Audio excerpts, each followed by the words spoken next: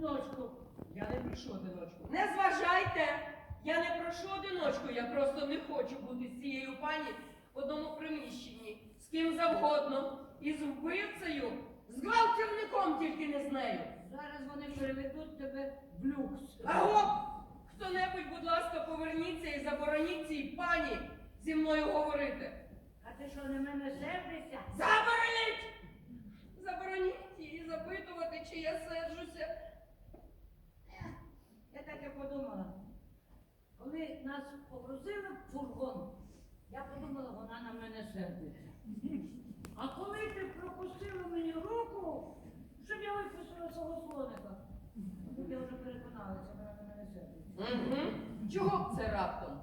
Хіба ви колись у чомусь винні? Хіба ми тут не з вашої волі? З моєї, кому прийшла в голову ця дурнувата ідея з божевільною матусею, а? Дала б себе заарештувати саму.